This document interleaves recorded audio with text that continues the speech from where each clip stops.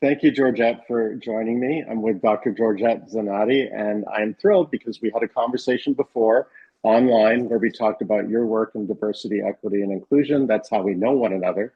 And you were very kind to read a draft of my book called The Hero Leads.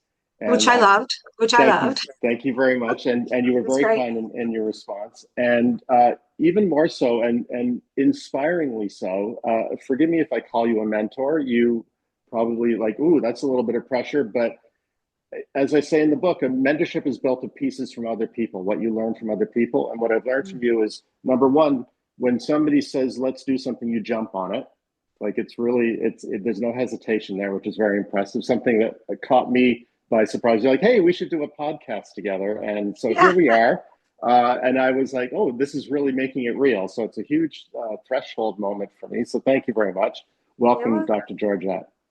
Well, you're welcome. Well, thank you so much. So when you asked me to read the book, I'm like, yeah, I'll read it. And then I sort of thought after, I think I said this to you earlier. My husband was like, you're really going to read the book over the holidays? And I was expecting it to be more like a textbook, but it was such a beautiful, easy read. So many parts of it resonated. I loved all of the stories and the analogies that you made.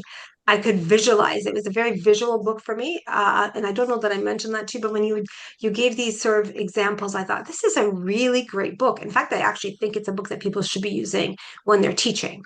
And as I said I'm, to you, I said, I think you should do a course. I think it's a I'm good book because thrilled. it's an easy read. It resonates. You use data, but you also use other stuff, which I think is really fantastic. So I said, let's have a conversation because I think we need more heroes in the world. And so I just want to thank you very much for writing the book and thinking of me as someone who could read it for you. So thank you for Absolutely. that. I'm honored. Thank you. And I wanted to switch the tables around a little Yes, bit for you a did say change. that. Thank you. Because we did meet through a podcast, and I thought, I think someone should be asking you some questions. So I know there's sort of the introductions, which you are going to make regardless, but I wanted to begin by asking you about what do people not know about you? So obviously, when I met you, I knew your connection to York, I knew about the podcast, I knew your connection to the various departments within York University. But what is it something about you, other than the fact that you're also an author now, that people don't know? I think that one thing that was quite formative in my life was spending 2 years in Singapore when I was a Hmm. preteen and teen, so 12 and 13. When my father first suggested, or didn't suggest, he announced that we were moving to Singapore. My family had this tradition. We would have some awful ground beef curry that my dad would always cook. The prize was if you found the OXO cube in it, like, but we'd have that on rice and we'd have candlelight and the kids would be pretending to drink from wine glasses and everything. And this was so there was something afoot. You knew that. And then my dad said, go get your globe. And I came back with the globe and he said, now find China and then look further down there's Malaysia and look further down there's Singapore. That's where we're moving to. Oh, wow. Wow. And it's just as well it was candlelit because I actually did shed a tear because I was just starting to fit in with the kids at school. I was in this new program and I was really liking it.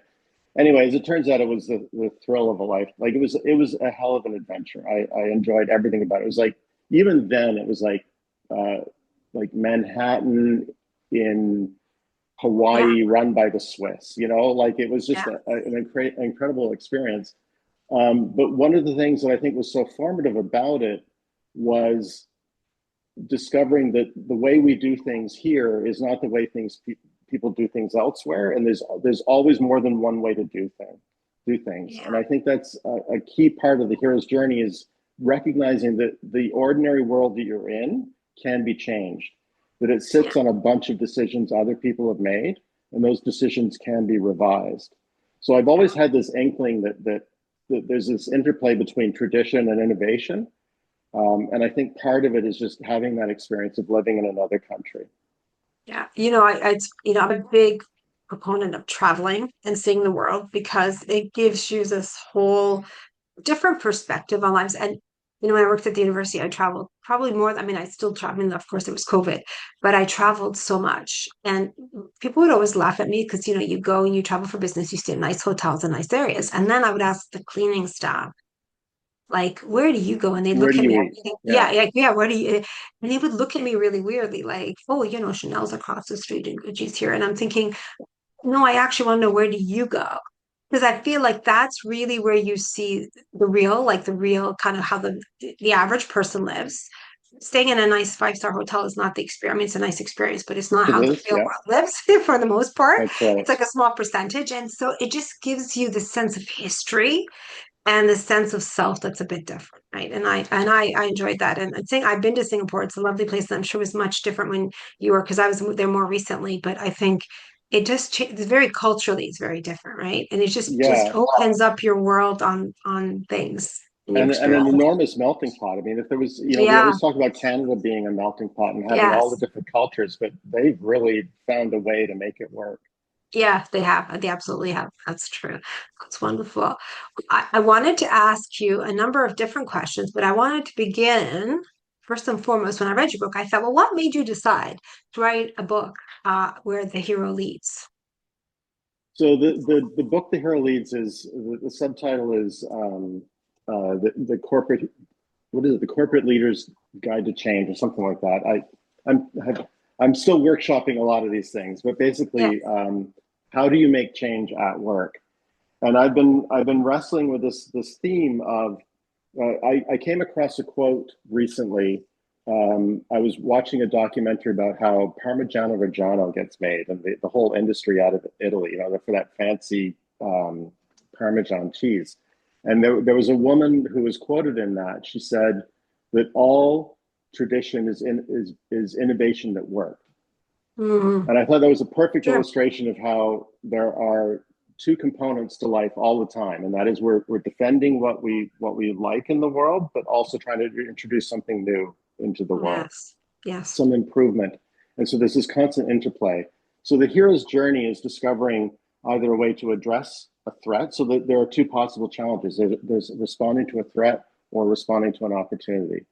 And Mm, either way, you wind up encountering resistance from people saying, oh, don't worry, it'll turn out fine. Or what are you doing? Why are you changing something that already works? So the hero's journey yeah. is not just discovering what needs to change, but also implementing that change and then learning from that change and then sort of doing a refreeze process where you say, okay, Yeah. we've made an improvement. Let's run with it for a while. Let's learn from it and get the value out of it. And the beautiful thing about the hero's journey is that it shows all of the different stages that one has to go through to accomplish that. It's not so much that um, you can apply the hero's journey to what you're doing as much as you almost inevitably go through it. And if you can see Mm, that future coming, you can prepare for it and not be so daunted when all these changes come up. Because I think what happens is we get really good at one stage, and because we're good at that particular part, we tend not to go on to the next stage, and that holds us back. So knowing that all these stages exist is important. I was surprised at how many you had because, I do a lot of work in change management. And I do workshops and things. And often what I find is people try to make it easier when you're doing training or with organizations and teams to kind of put it into like four buckets because obviously if you have more than that it becomes a bit overwhelming for Right. people. So there's all these there's different types of change, right? The transformational versus the small little pieces. But change is change. And sometimes transformation happens when you have small little changes.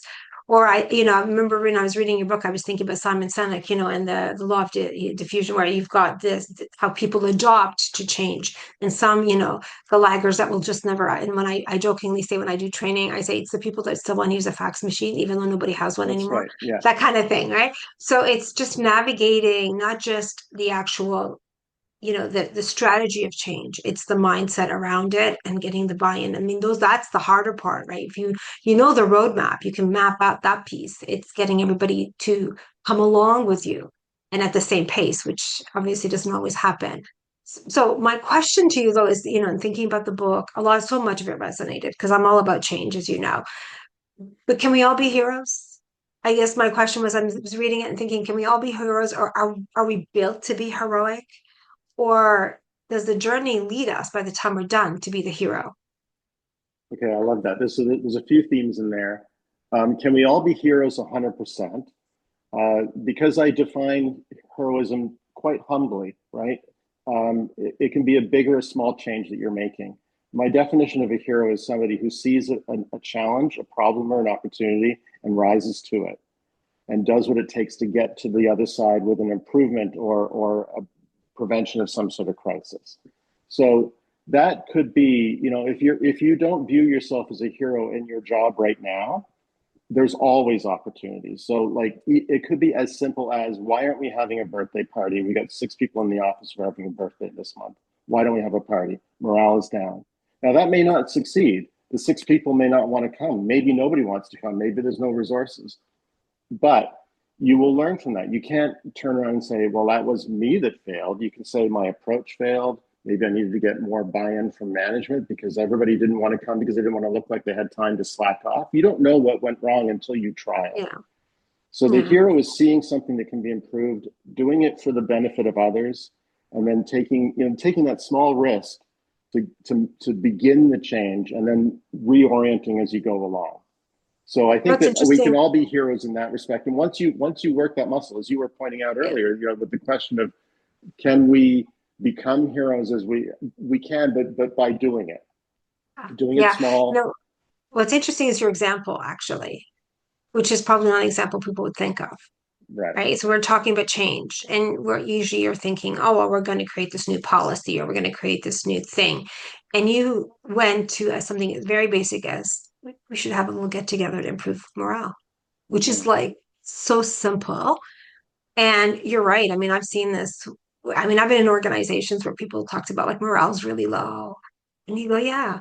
And so we should have like a party. I'm thinking, well, can you afford a party? We haven't given people any raises or no. So, but there are ways we can do things that actually improve morale. It's just, but what you talked about was a thoughtful gesture. It says Mm-hmm. to somebody, I see you. It's your birthday, Yes. right? Right. And And those people, we're I've gonna seen bring a this at cake work. from Costco, Walmart, whatever that Yeah. isn't expensive. We're gonna break something, but I see you. I want to celebrate you. This is something special about you. And it's that simple. And it could even be over lunch so that you're not encroaching in people's free time. But what it does is it says you're seen, you're heard, and it really is underpinned by inclusion and saying to somebody, well, maybe if he did that for us, maybe we should be thinking about paying it forward. Mm-hmm. Mm-hmm. Yeah, 100%. And Right? also, that person who did that has stepped forward and said, I can lead something.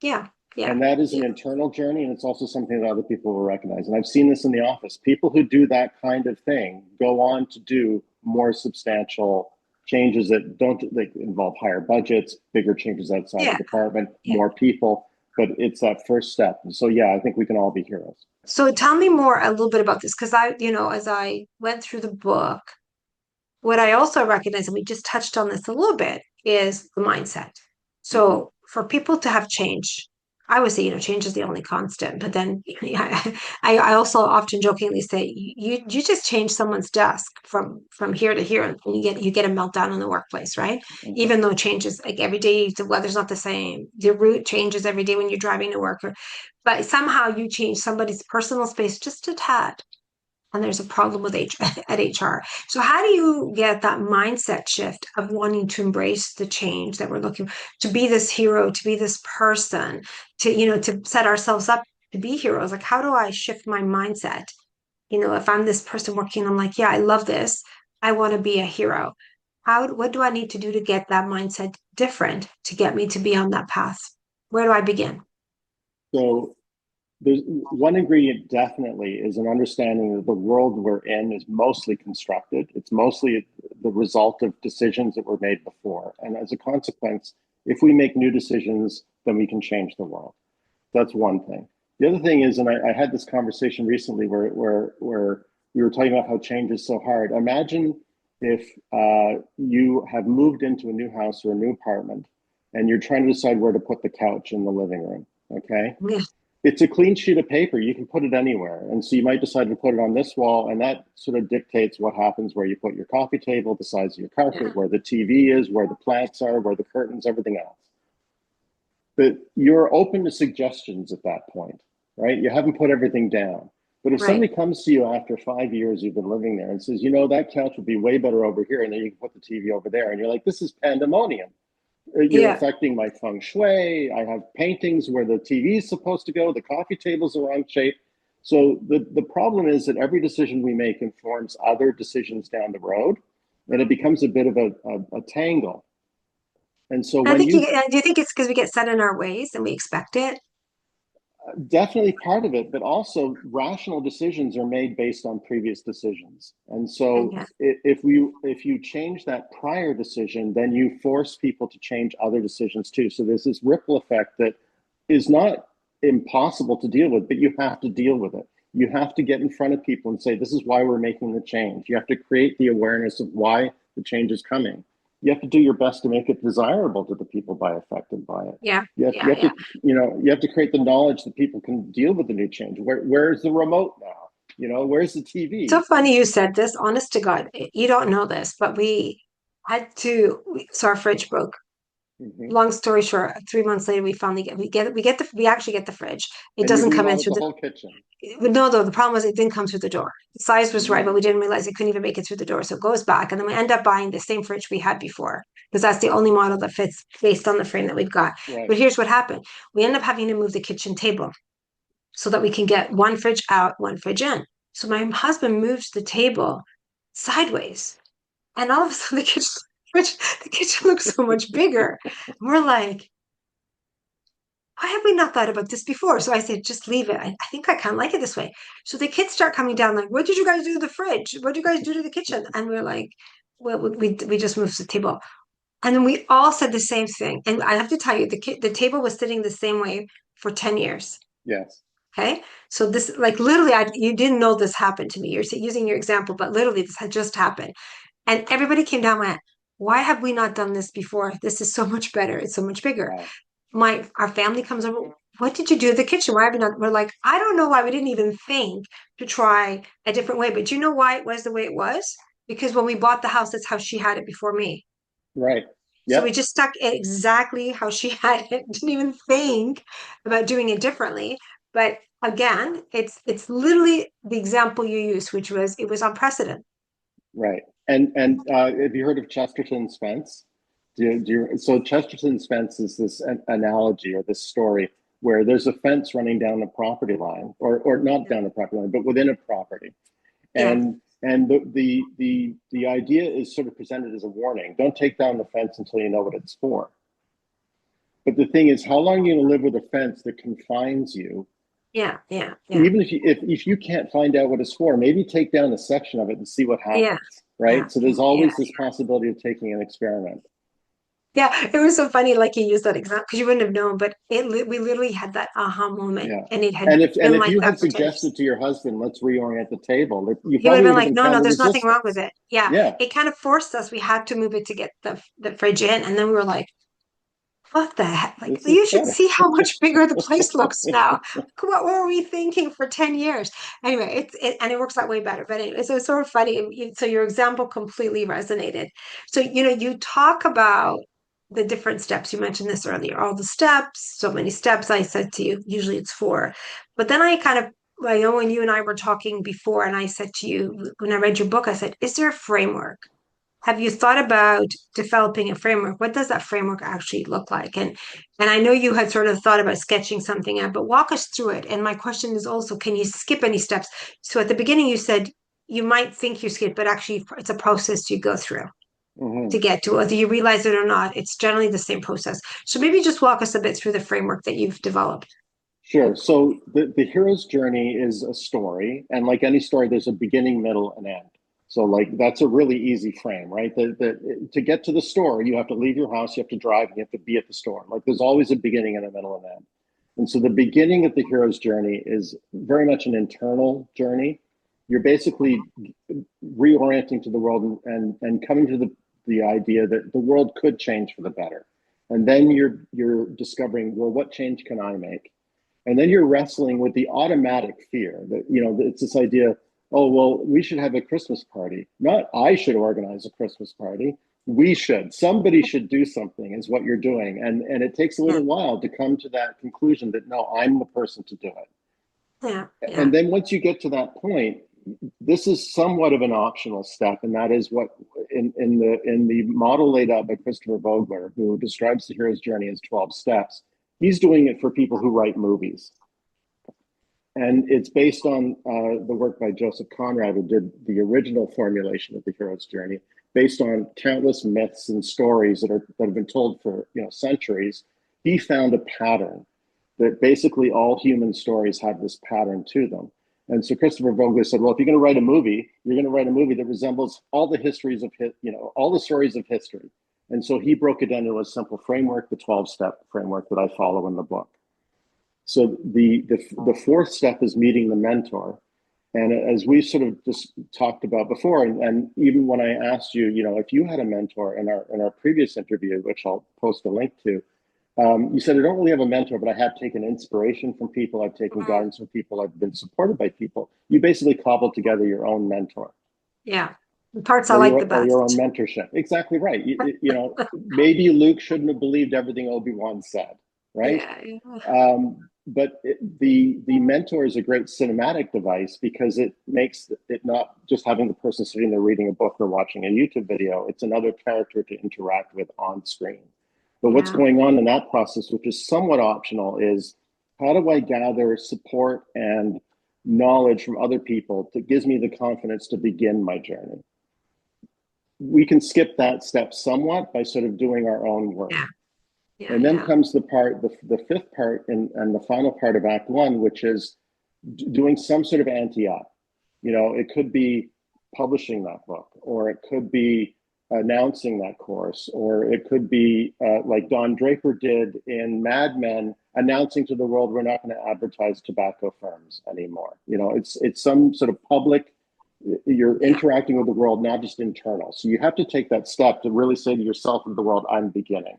So that's the end of Act One. And I think you need to go through pretty much all of that, even if you can sort of gloss over the mentorship part. You still Yeah. need some effort to figure out how you're going to do what you're going to do, whether that comes from mentorship or not.